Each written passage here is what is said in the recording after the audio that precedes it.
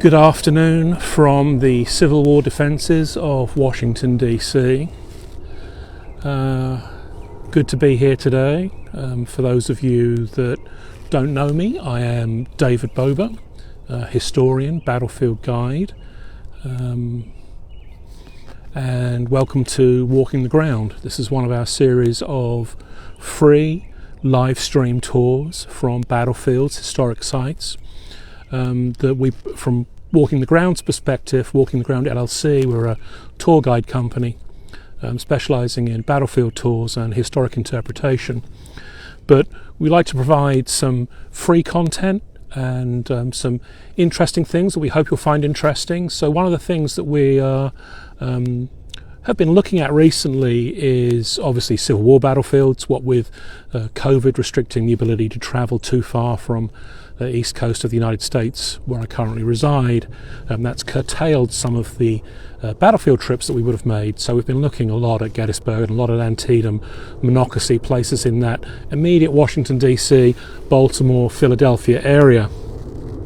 But that left me wondering when we did the Monocacy tour, and I'm in the flight path of Washington National Airport and Andrews Air Force Base, so we're going to get some aircraft interference.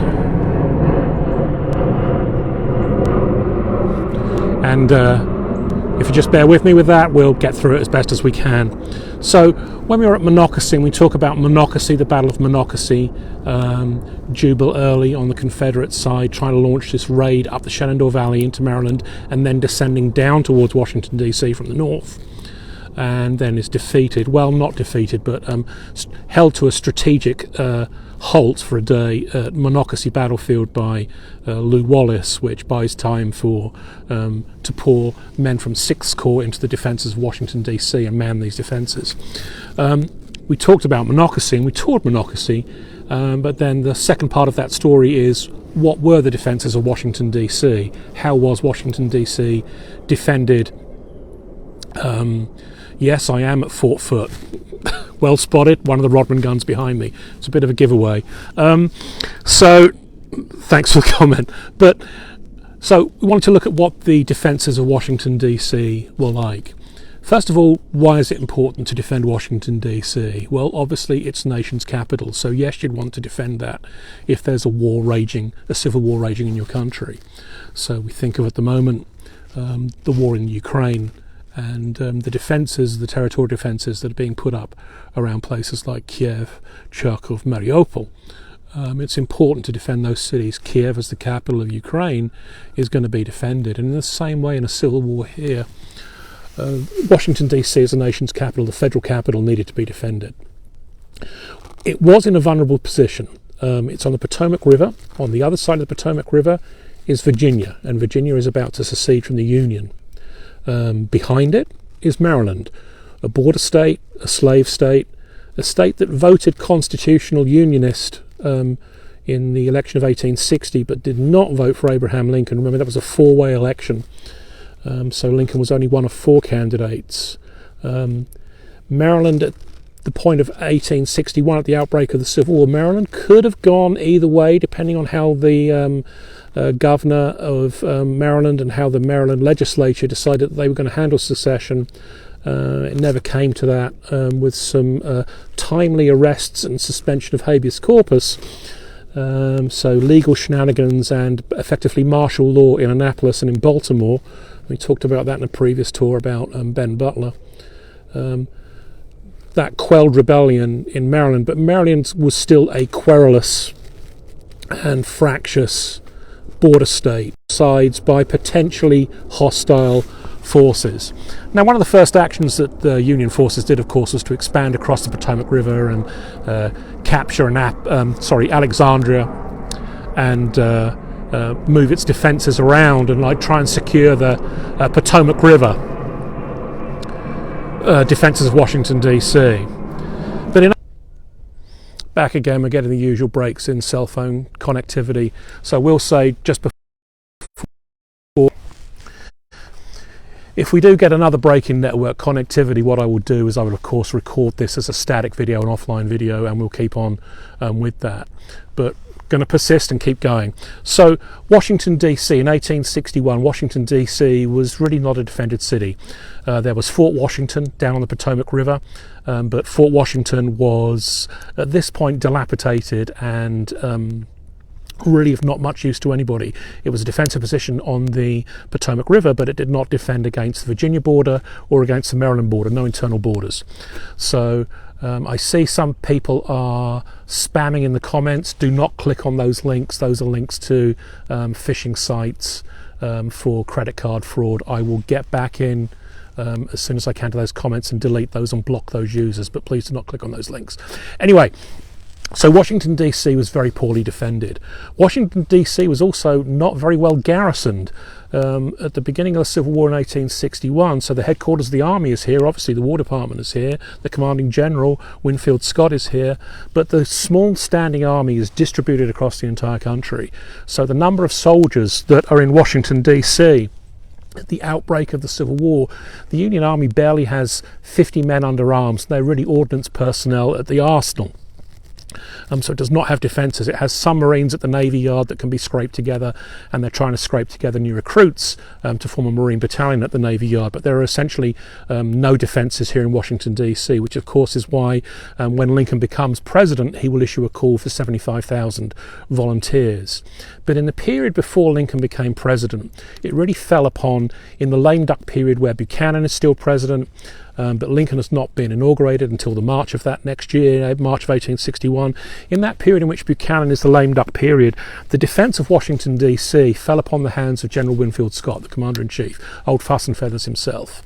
DC is a federal state, so it's essentially controlled by the federal government. There's no home rule. So the militia of Washington DC falls under the War Department. It happens that a man passing through Washington DC called Charles Pomeroy Stone, former Army officer, railroad engineer, is passing through Washington DC. He's been making surveys of railroads in Mexico. He has a book that he'd like to present to his old commander, General Winfield Scott, and calls in for a visit. General Winfield Scott says to Stone, how would you like to be a colonel and inspector general of the DC militia? Because, you know, the nation is facing a crisis at the moment. Stone says, sure, absolutely, I'm come to the defence of the nation when called. He's appointed Inspector General of the DC Militia and organises militia companies, so volunteer militia.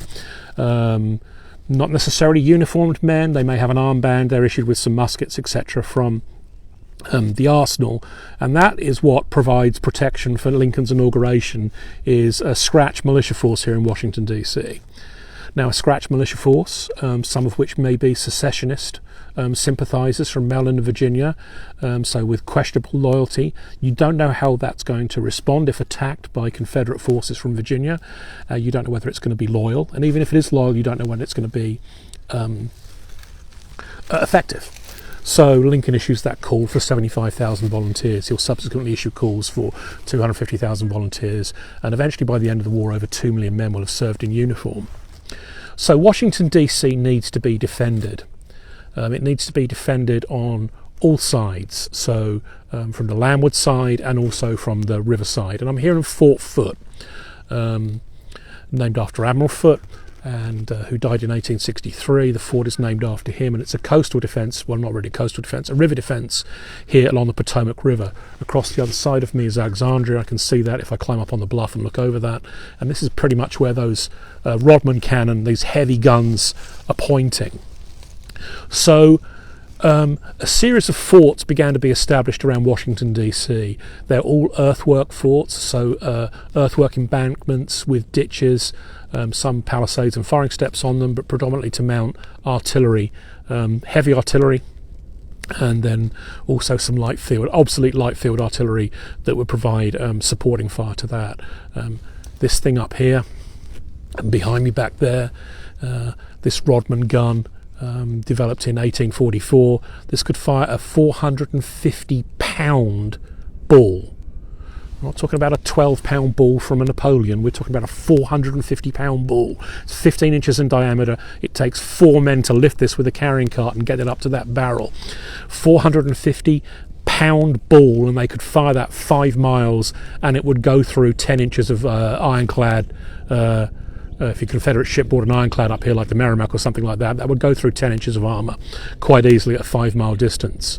Very slow to load, and maybe once every 5 minutes you could get a shot off from this. So if the fort is being attacked in an infantry attack, these heavy cannon are not much use to you.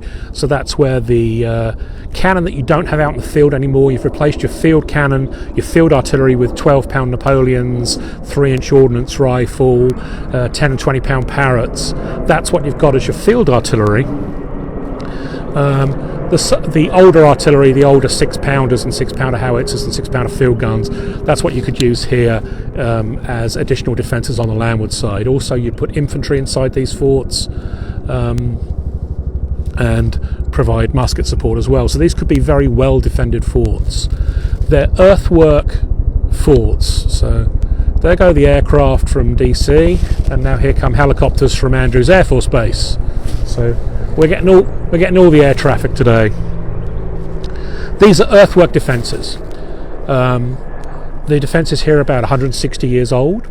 They're still in the main ditch, and the main earthwork is still about 25-30 foot deep, with a 25-30 foot rampart.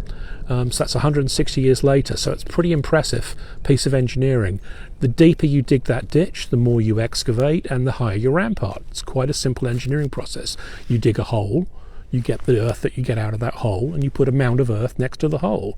If anybody's attacking you, first of all, they've got to fall in the hole, climb out of the hole, climb up the mound and over the mound, and only then can they fight you.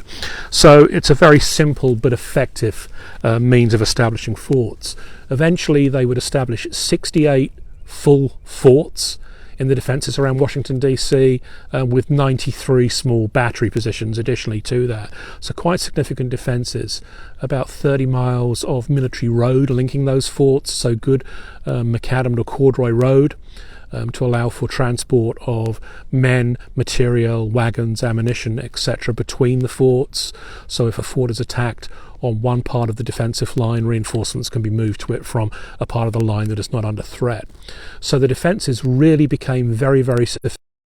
And by 1863, 1864, Washington DC is arguably the most defended capital city in the world.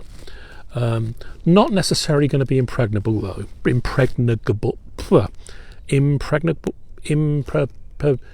It's yeah, you can get in. It's not, I can't pronounce impregnable. Anyway, that's going to be one for the blooper reel at Christmas, isn't it? So, even though Washington DC has these impressive defences, these defences will be tried. The Confederates will try and attack Washington DC. You'd think that the attack would come across the Potomac River and from the south, but that's maybe a little too obvious, and also would require an amphibious assault, which is not a very well developed technique at the time. So what we're looking at is 1864, the Confederates' third invasion of the North. So we've had that first campaign in 1862 that Lee leads, the Maryland campaign, which results in the Battle of Antietam. We've had the 1863 campaign, which Lee leads yet again, which results in the Battle of Gettysburg. And now we're in 1864. In 1864, Grant has taken the Union Army down to the gates of Richmond, is imposing siege line, is fighting that war of attrition, moving in on Richmond, moving in on Petersburg, and the two armies are locked face to face in the Richmond and Petersburg, Virginia area. Now Lee is looking for a way to break that stalemate. He can't take his entire army out into the field. He has to maintain those defensive lines around the Confederate capital. What he does is he breaks off one of his army corps. He breaks off the 2nd Army Corps under Jubal Early. So the 2nd Army Corps, that used to be Richard Ewell's corps at Gettysburg, and prior to that at Chancellorsville and Antietam, that was Stonewall Jackson's corps. So this is 2nd Corps. They consider themselves to be perhaps the elite corps of the Army of Northern Virginia. It's under the command of Jubal Early. Lee refers to Early as my bad old man. He's an attorney, West Point trained, but an attorney, and a very sweary, profane man. Chewed tobacco, spat tobacco, was not afraid to use ripe language. Lee referred to him as my bad old man. Early is in command of 2nd Corps. He leads that corps out of the defences of Richmond and Petersburg. They sneak into the Shenandoah Valley, up the Shenandoah Valley undetected, cross the Potomac River and into Maryland. And hey presto, Grant has the entire Union Army down facing Lee at Richmond and Petersburg, and Washington DC is very thinly defended. It has these 68 forts, but the men in these 68 forts, the majority of the men up here are, once this aircraft has passed, the majority of the men manning these forts are not long service men. These are not 3-year recruits. A lot of these people manning these forts are 3-month militia. They're 90-day militia that have been called up for just 90 days to provide temporary cover in these forts. So not the most experienced men. They know how to load and fire these cannon, but they're not the most experienced men, and the forts are lightly manned. So Early's plan is that he will swing north into Maryland, up as far as Frederick, perhaps as far as Baltimore, and then he will sweep down on Washington DC from the north. He will have cut the railroads to the north of Washington DC to prevent reinforcements coming down, and he will sweep down on Washington DC from the north and take through the forts north of Washington DC, which of course he tries in July of 1864. But Early's taken his time. Early has dilly-dallied. Early has spent time in Frederick, and he has spent time in Hagerstown, trying to extort reparations. You will supply me with X many horses and so many pairs of shoes and so many $1,000 and so much grain. So trying to live off the land and get as much out of these Union communities as he can. And he's fought a battle at Monocacy, which we talked about earlier. So Lew Wallace has met him at Monocacy with a scratch force, a division of 6th Corps, but mostly, again, 3-month poorly trained militia. But he manages to hold Early's entire corps with a scratch force at Monocacy outside Frederick. So if you're in Washington DC, go up Interstate 270, and there you are in Frederick, and you'll be able to find the Monocacy battlefield, signposted, beautiful visitor centre, and some great trails to walk. But they've fought this battle at Monocacy, and that's delayed Early by yet one more day. And in the periods in which Early has been delayed trying to extort the towns of Frederick and Hagerstown, fight the battle at Monocacy, in these days that he has been delayed, that has given Grant enough time to detach the rest of 6th Corps and start bringing additional troops up into the defences of Washington DC and fully man these forts. So by the time Early arrives in the defences of Washington DC, rather than these being lightly manned forts that he had originally planned for, they'd be lightly manned, they'd fall to a quick assault. They're now fully manned and ready to repel him.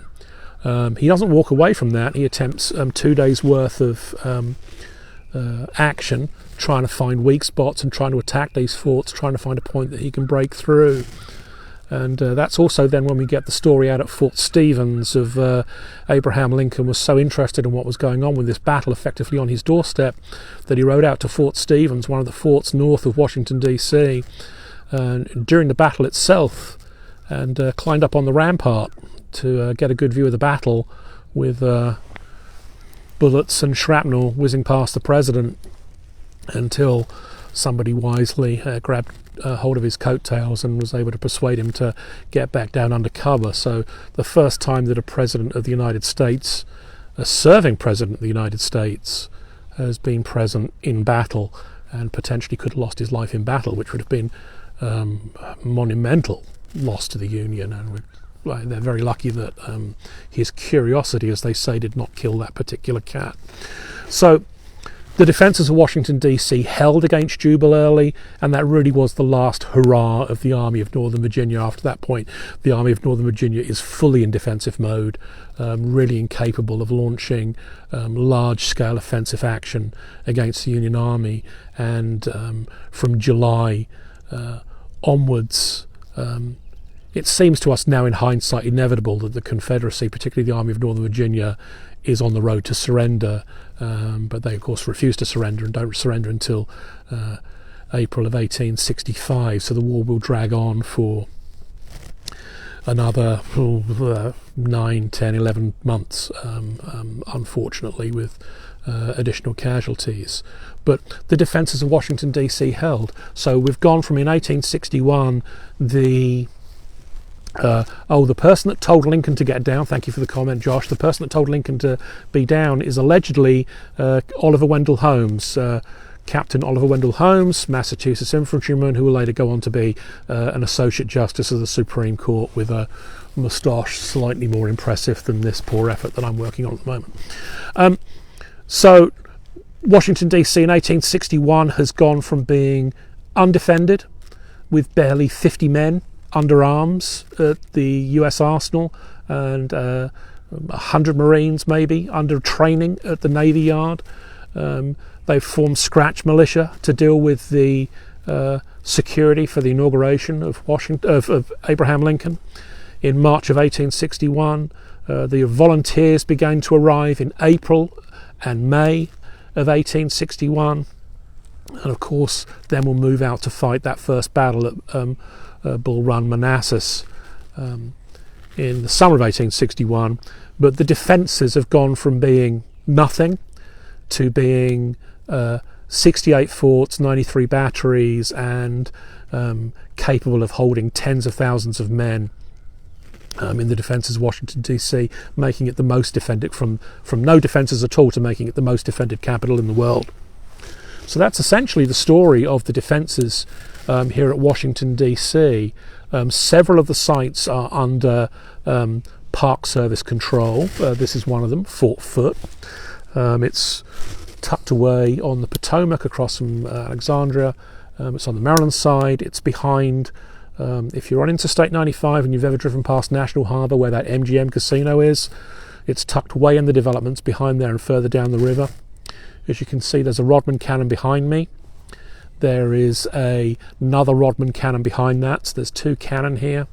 There's the remains of an artillery magazine, which was unfortunately badly repaired with concrete. It would have originally been dug out and then lined with brick and then covered with logs and a sod roof. It's been poorly repaired and preserved with concrete, but the remains of it are still there. The earthworks are in pretty impressive condition. You can walk along the earthworks. You can climb some of the earthworks. There are wooden climbing places where they encourage you to climb. So where there's a path and there's a viewing platform, that's where you climb, and then otherwise you don't climb on the other parts of the earthworks. You just kind of keep off those, and then they'll be here hopefully in another 160 years. You can go across down onto the banks of the Potomac itself, where the original wharf for the fort was. The fort could be supplied from the riverside. It's a lot easier bringing heavy bags of powder and heavy balls of artillery rather than dragging them up here by horse. You can bring them on a barge and unload them at the wharf and bring them straight into the fort. So there was an old wharf there, and there's now an artificial beach down there. So if you walk down onto the banks of the Potomac, there's a sand spit down there on the bluff, and you can look across over the Virginia shore, and you can look up at all these lovely aircraft that are flying over us. As I say, we're in the flight path of Washington DC National Airport. Is it Reagan National Airport now? Reagan National Airport, and also Andrews Air Force Base is very close to here as well. So that was the defences of Washington DC, Civil War defences of Washington DC. Those have not been the only defences of Washington DC in history. Obviously, if you go back to the War of 1812, the Battle of Bladensburg in 1814, Washington is completely undefended, which is why when the British win at the Battle of Bladensburg in 1814, they're able to march into Washington DC, burn the Capitol, burn the White House, burn the Library of Congress, etc. So that lesson had not been learned in 1861. But after 1861, there will continue to be defences of Washington DC. Some of these forts will be maintained. Fort Foote was maintained after the war and became a development site for testing artillery, in particularly the King's disappearing carriage. So you can see this Rodman gun behind me is mounted on a swivel, very much out in the open. If you want to load this gun, you need about 14 people, because you've got to hoist a cannonball up to that gun, you've got to put bags of powder down it, put the cannonball down it, turn this gun on its carriage, and fire it, and you're all out in the open. So when you want to reload it, you're all out in the open. Your crew is exposed to counter battery fire, and if you're lobbing shrapnel into this, if you're lobbing solid shot in, you can displace the gun and do a lot of damage. If you're firing shrapnel in here, you can be causing horrendous damage with the crews, horrendous injuries with the crews. So they needed a way to make these guns safer for the crews to operate. They came up with a principle called the King's disappearing carriage. As you can see, that gun is mounted on static carriage. So instead of it being mounted on static carriage, what you would do is you would mount it very, very much low down. You'd increase the height of the rampart on this side. The rampart would be higher than the gun. There'd be a firing notch in there for the gun to come up into. And you replace this static carriage mechanism with a lever action mechanism. So the gun comes down into this space where it can be reloaded below the rampart. When the gun is ready to fire, the mechanism, this King's disappearing mechanism, brings it up into position.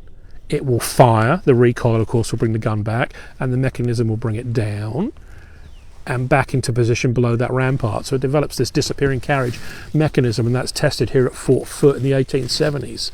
And that, of course, becomes very standard amongst coastal defences during the 1880s and 1890s, that whole idea of disappearing guns, that the guns that can pop up from the fort, fire, and then drop down again before enemy ships can fire back at it. And the concept of a disappearing gun remains with us through those French fortresses like Fort Dupont in the Great War, the Battle of Verdun, all the way through to the Maginot Line, with disappearing guns that would pop up, fire, and then come down to be reloaded in the Maginot Line. So that entire principle of a disappearing gun carriage is developed here at Fort Foote.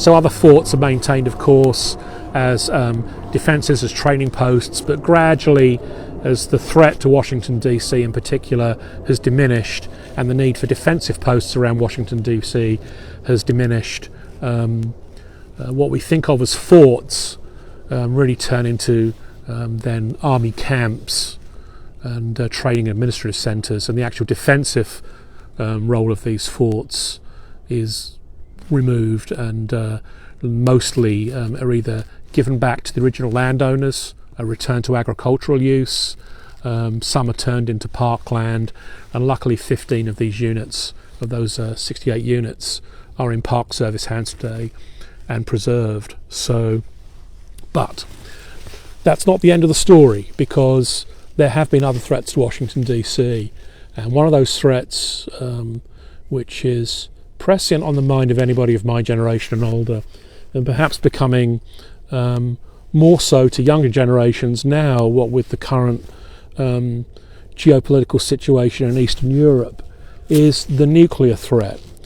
During the Cold War, Washington DC is the centre of government for the federal government, for the United States government, is the centre of government and the centre of command and control for the military from the Pentagon. What would happen to Washington DC in a nuclear war?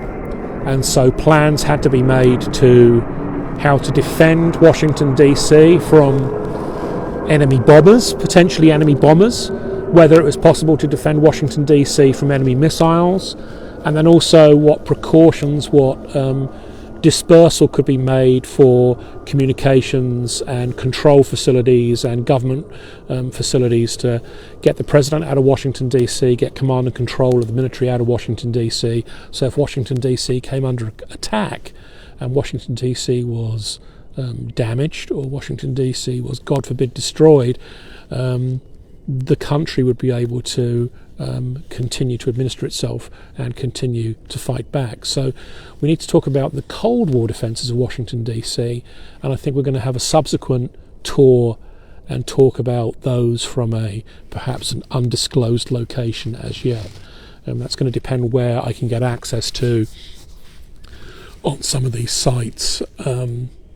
Some of them are still government sites today, and access is therefore limited, so we're probably going to look for maybe a Nike missile site that we can get access to an old Nike missile site that's been abandoned that we can get access to, if we can find one of those or something very similar to that. So we'll be doing a subsequent talk on the Cold War defences. We'll go from Civil War to Cold War. We'll just leap forward 100 years.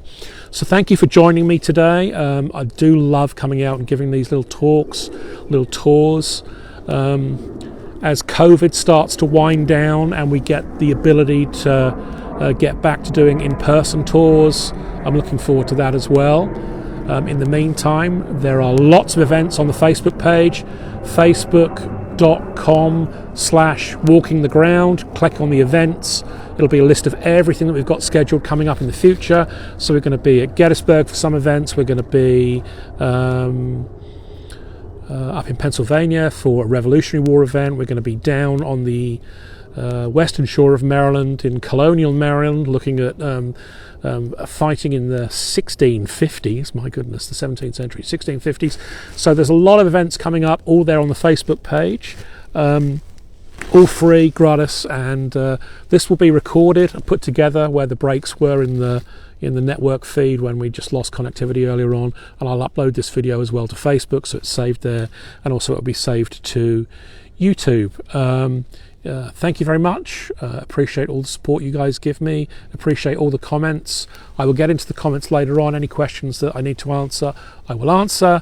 Don't click on those spam links that people have posted about credit cards. It's all fraudulent, so don't click on that. And thanks for joining me today.